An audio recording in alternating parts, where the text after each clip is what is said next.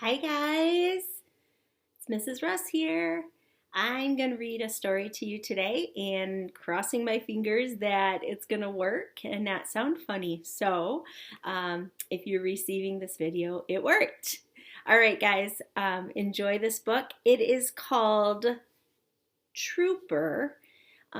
Just got this book at a meeting we had before school let out for this period. And just, you know how much I love dogs. And so it's about a dog and it's a really sweet story. So I thought I would share it with you. All right, here goes.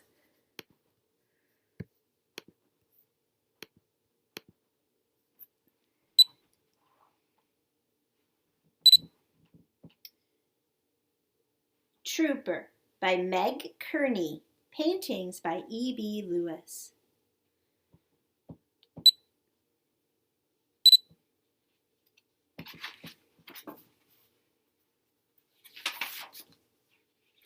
It's dedicated to all the animals who are waiting to be adopted. Remember we talked about dedications and dedicating a book when we were writing our feelings book at school and we were getting our pages ready for those books. That's what that is all about. Back in the before time, before I licked your nose or sniffed your shoes, before you bought my bed and bowl, before the place you picked me out, I ran with a mob of mutts. We tipped over trash cans, pawing for bones. We barked. We howled. We wrestled and fought over scraps of pizza while dodging the stones thrown by boys who thought the world was mean, and so they had to be.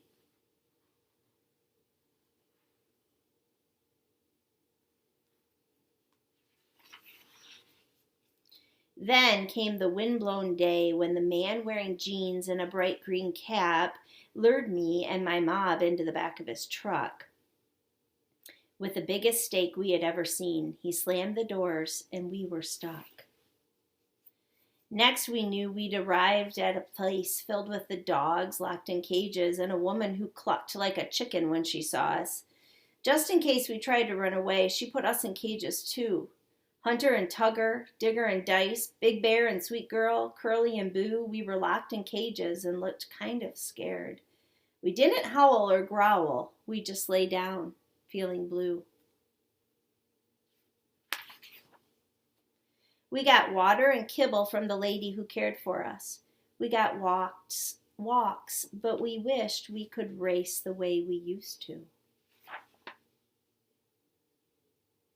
And every day people stared at us. They smiled. Some glared at us as they paced up and down, pointing.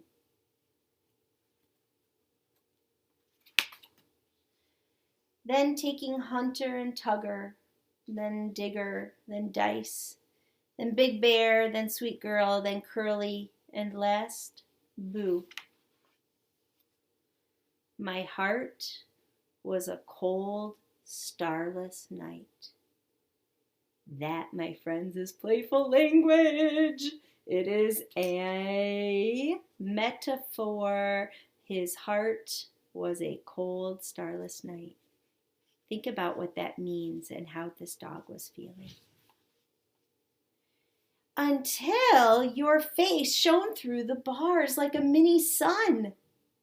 You whispered, "Good boy." Said, "What a great team we'll make." And then you reached in to pet me because I knew, you knew, I wouldn't bite. You were skinny as a string bean, but your hand was gentle. It would never throw stones at me, maybe at a puddle or a lake or a tree. If only those boys from before could have seen how good you are. Before you found me, I thought all kids were mean. Though I dreamed each night I might find just one who didn't mind so much of my hairy stump, who liked the way I lean on those I love.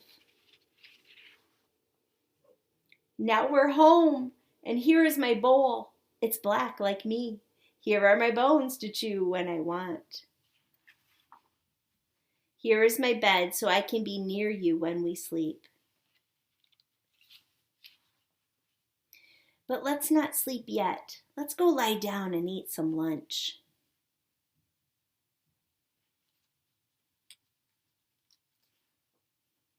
and then play outside a game called Run.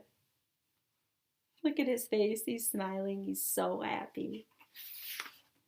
And let's leave footprints in the snow.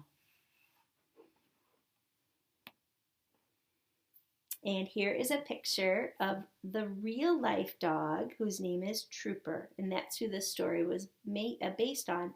I don't know if any of you noticed that he is missing a leg. Something happened to him somewhere along the way and he lost a leg. And you can go back and look at the ways that Trouper changed throughout the story. This character was very sad and lonely in the beginning, and he could only depend on his mob of mutts.